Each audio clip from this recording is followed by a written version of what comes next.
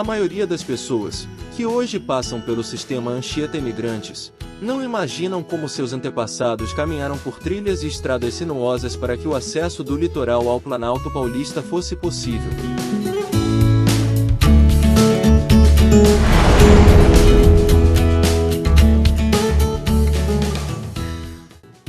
Primeira rodovia da América Latina a receber pavimentação em concreto, a rodovia Caminhos do Mar foi finalizada na década de 1920, aproveitando os contornos da Serra do Mar para interligar o Planalto paulistano ao litoral. É importante observar que a Serra do Mar sempre foi passagem para povos indígenas que moravam na região, e a partir da colonização portuguesa, os caminhos passaram a ser também utilizados para interligação do Porto de Santos com o Planalto.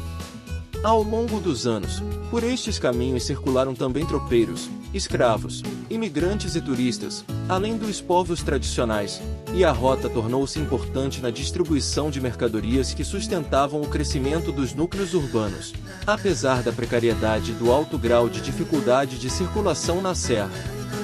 Sendo assim, a mando do rei, um dos caminhos utilizados pelos indígenas foi escolhido para ser o caminho oficial. Assim surgiu o Caminho do Padre Anchieta, considerado a primeira versão do Caminho do Mar.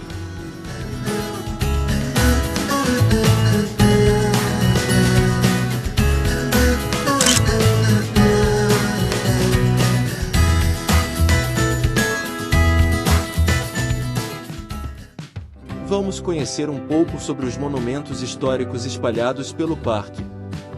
Calçada do Lorena. Idealizada por Bernardo José Maria de Lorena, capitão-mor da Capitania de São Paulo de 1788 a 1798, tendo sua execução ficado a cargo dos oficiais do Real Corpo de Engenheiros de Portugal. Foi a primeira via pavimentada do país. Construída em 1790, com conclusão em 1792, ligação do litoral ao Planalto, em média 700 metros do nível do mar, para escoamento de mercadorias e viagens. Sua maior dificuldade era devido ao trajeto escorregadio e íngreme, já que as pedras da calçada eram retiradas de rios e cachoeiras e trabalhadas de forma rústica. Monumento do Pico. Marcava o início do trecho de serra da calçada do Lorena para quem descia, ou o final para quem subia. É o ponto mais alto da calçada do Lorena e local da sua inauguração, do qual só restou a lápide inserida no padrão do Lorena. Do local é possível ter uma espetacular vista da Baixada Santista e do mar. Pouso de Paranapiacaba. Localizado no início da serra, era o ponto de parada para o resfriamento dos carros durante a viagem pelo caminho do mar e contava inclusive com quartos para hospedagem de viajantes. Paranapiacaba, palavra de origem indígena, significa vista alta de onde se vê o mar. E a vista da Casa do Pouso não deixa por menos, de lá se avista toda a Baixada Santista, a vegetação da Mata Atlântica e, claro, o mar.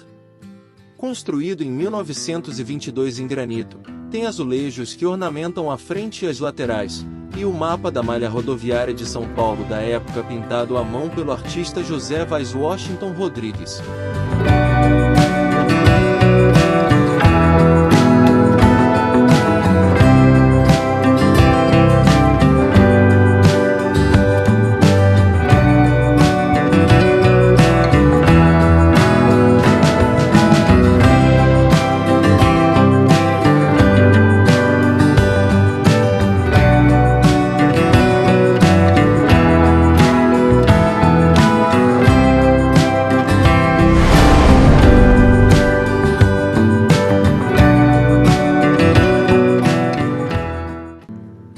Belvedere circular. Palavra italiana que quer dizer bela vista. Marco circular, como uma praça, por onde passa um dos trechos da calçada do Lorena. Vista que se tinha da Baixada Santista na época, antes da vegetação crescer.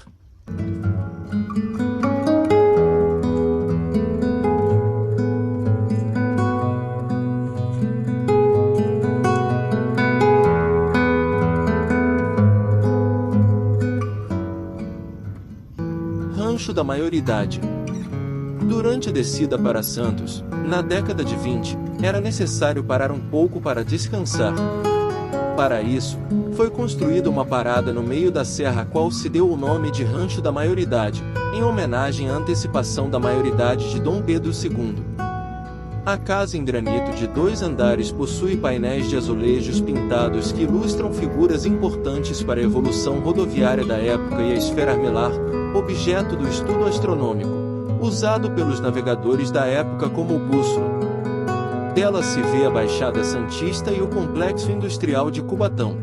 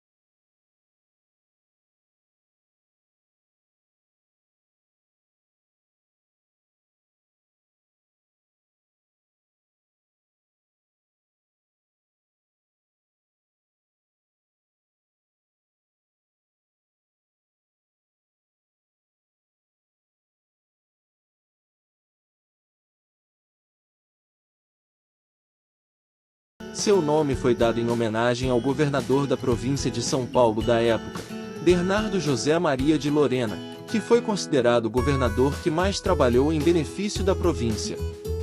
A obra é um memorial com painéis de azulejos laterais que ilustram cenas da época do Império no século XVIII, como tropeiros e mulas carregando mercadorias. Em frente ao monumento há também um trecho de macadame, o tipo de pavimento usado nas estradas nos anos de 1910. Pontilhão Raiz da Serra. O pontilhão da Raiz da Serra originalmente marcava o início da subida da estrada Caminho do Mar e tinha função de ponte sobre o córrego Cafezal, que foi desviado para a construção da refinaria em Cubatão. Está localizado quase no pé da serra e ainda hoje sustenta uma placa comemorativa sobre a finalização da pavimentação em concreto do Caminho do Mar, em 1925, no governo de Carlos de Campos. É um dos monumentos históricos construídos em 1922 em homenagem ao centenário da independência do Brasil. Cruzeiro Quinhentista. Foi remanejado em 1970, em decorrência de alterações urbanísticas da região. Representa a fase inicial de penetração do território pelos colonizadores que utilizaram as trilhas indígenas existentes.